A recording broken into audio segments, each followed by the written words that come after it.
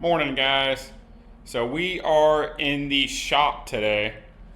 I have the WJ in here.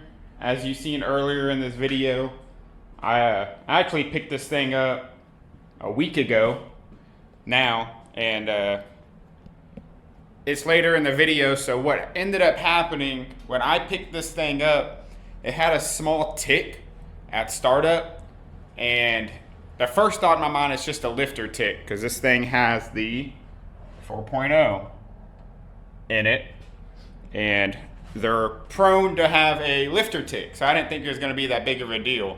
Well, I actually went out to the beach with it and did a couple recoveries. I switched a bunch of my gear and everything from the ZJ into here, and ended up at the beach, and it started running kind of weird, almost like it had a vapor lock going on. And so I kind of was getting that cleared up. It was running good. I did some recoveries in it. I actually didn't film any of that, sorry, but that tick just started bugging me, and then it was running a little funny. So I brought it back to the house. I started doing some research on it, and come to find out this year, so this is a 2002 4.0, and in these years, they actually had an issue with the piston skirts cracking. And what would happen is the skirt would crack, and at startup on cold starts and stuff, it would tick really loud, almost like a lifter tick. And once it warmed up, that piston skirt would kind of expand and close that crack, and then it would quiet down a lot. And it sounds exactly like what I have going on here. And you can run them like that for a long time. People get 100,000 miles out of them like that. But what will happen is that that crack in that skirt will end up taking a piece out of that piston. And I mean, it throws it all off balance. It can throw the rod through the side of the block and then toast the entire engine. So I'm getting ahead of that. And just to be safe, I went ahead and ordered a new set of pistons, a set of rods, new set of rings, all new lifters. Those are head bolts. I went ahead and got all 6 new injectors. I got a new fan clutch and a new cooling fan for it, just to go ahead and do that upgrade on these. That's a whole gasket kit there. So, and new rod bearings. So today I'm going to be ripping this thing completely apart. It's a Tuesday today, so we'll see how far we get into it. Hopefully by tomorrow I'll have this thing back on the road, up and going. So I actually have y'all set up right here on my other camera. Woo! I have a time lapse set up there for y'all. So y'all will get a time lapse, and I'll bring you back on this camera when I do something major on it, or something that I think y'all would like to see, you know, once I get the head off, once I get the pistons out, and all that kind of stuff. So hope y'all enjoy, and hopefully we have a good running, good sounding 4.0 after I do all this work.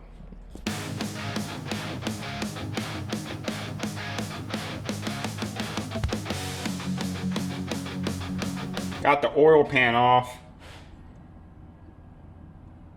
There's no, I know y'all can see that, but that's all just like gunk at the bottom of the oil pan here. I don't see any signs of pieces of piston, so that's a pretty good sign. That means my cylinder walls are probably all going to be fine. I do still anticipate finding some cracked pistons, so I'm going to get this thing taken apart a little further.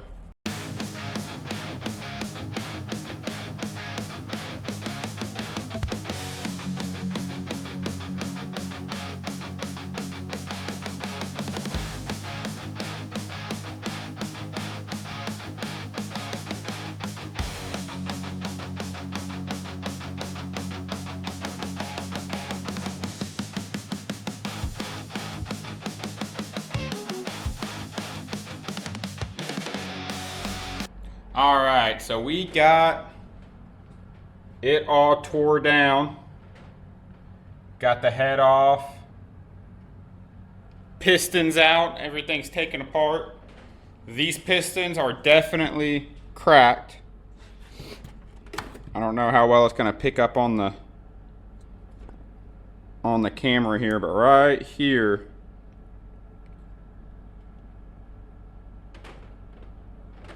I don't know if y'all can see it. You can kind of see it's cracked right there, and it kind of goes up. So, right there, and then it cracks right up here. Every piston's cracked the exact same way. So, at least I tore it apart and there was an issue, because I had a slight concern I was going to take this thing apart and not find anything wrong with it. So, but alright, well, we're going to get back to work. No shortage of work here. And I'll bring y'all back.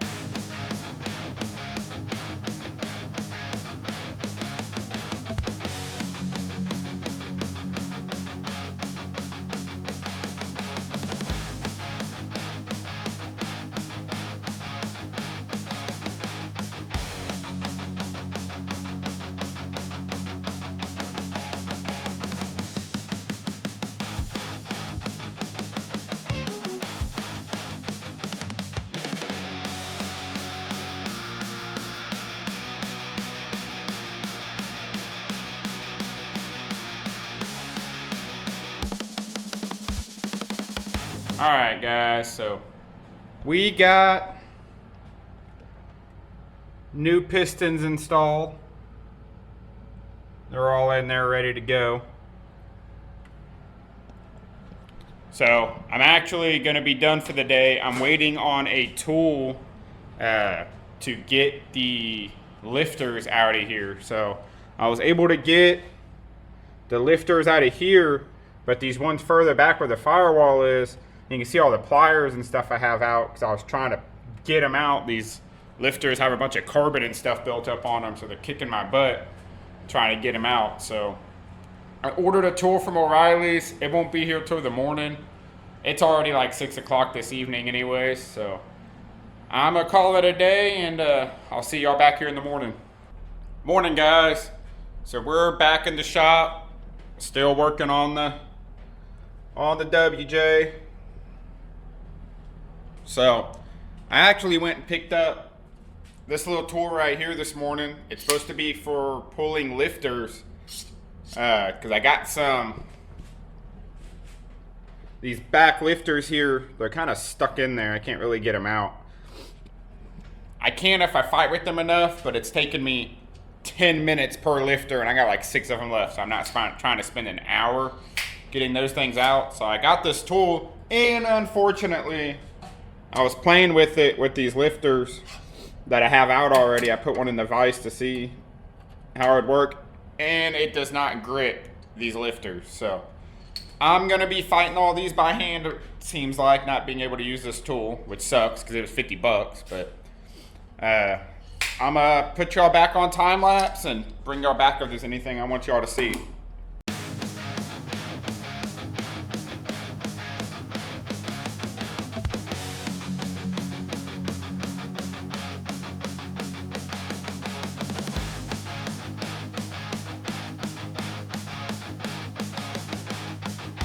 Alright, so I finally got these lifters out of here, and I figured I'd show y'all how I got them out in case anybody else runs into the same issue. So the problem was these things were just stuck. You can see all that. That's like carbon buildup and stuff. And these things are supposed to be a real nice, easy slide so they can spin around and stuff. And these were just stuck. And unfortunately, there's no real good way to get them out once they're stuck. But this is what I came up with, is I ended up having to use a long pick. And so this piece here sits down in there like that. And then there's this little keeper spring And that goes right on top right there. I don't know how well that's picking up there, but I ended up having to use this pick way down in there. It was a pain, but then I picked this spring off, use a magnet, take the insides, and they come out in usually like three pieces. 2, and then the whole inside piece with the spring. And then once I got all that out, I have a set. Oh, they're up here. I have a set of these external pliers. So then what I did is there's a little groove right on the inside there. So I was able to put these in here, squeeze, and catch that groove. And then I have a real good bite on them. And then it was still a pain to get those out. I mean, it was probably 5 minutes after I took it all apart of me knocking it down and then getting it back up to break all that gum away where it'd come out. But lifters are out, so that was the final step on the top end. So we're going back together. All right, just a little update for y'all from the top. Still looks gonna look the same to y'all, but I got all the new lifters in, and y'all aren't gonna be able to really see anything, but I got the underside all buttoned back up. So I put the starter back on, got the oil pan back on, everything there is clean, good, done. So I'm about to go grab some lunch, and then after lunch I'll be throwing that head back on there and getting the rest of the stuff buttoned up. So see y'all here in a little bit.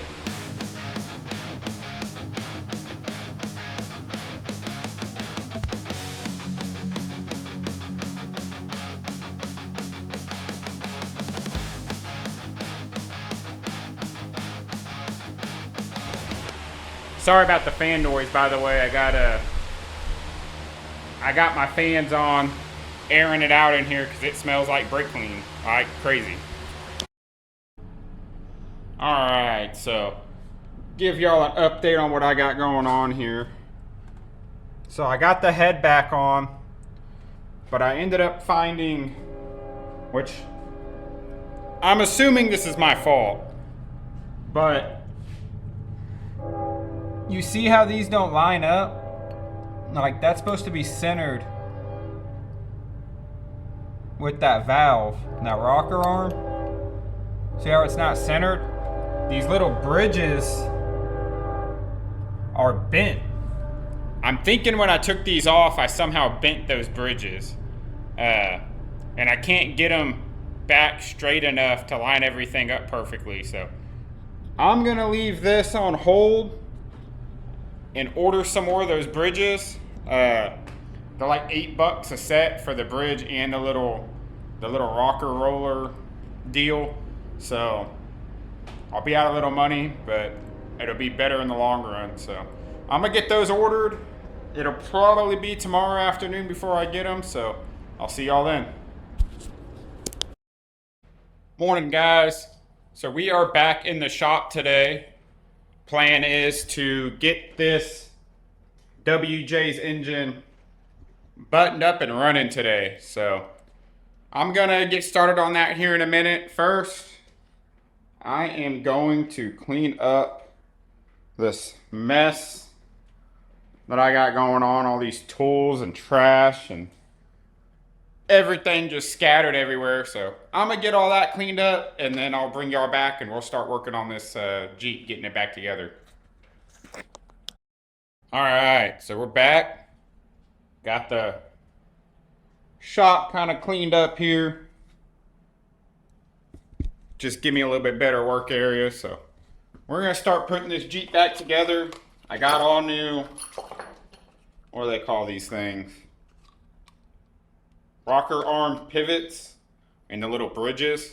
Because if you remember where I left off the other day, these little bridges are bent.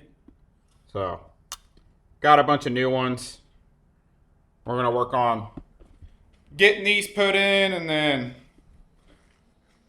spark plugs, new injectors. These are all the rest of those bridges. It's a new fan clutch. That's a new coil rail. I got a new fan.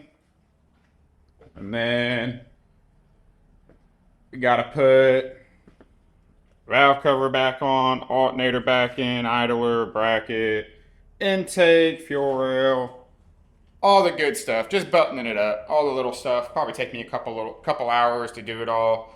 Real slow and tedious like. So I'll bring y'all back once that's done. All right, got the bridges on the rocker arms. They are all torqued to 19 foot-pounds. Went ahead, threw some AC Delco copper spark plugs in there. Gapped those to 0.035, so should be good to go. We're gonna slap a valve cover on it.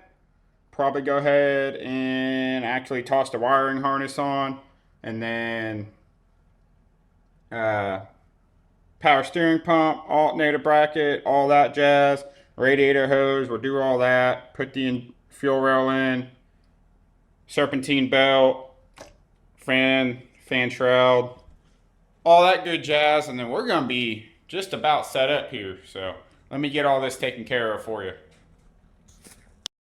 Alright guys, so I got y'all back. He is running.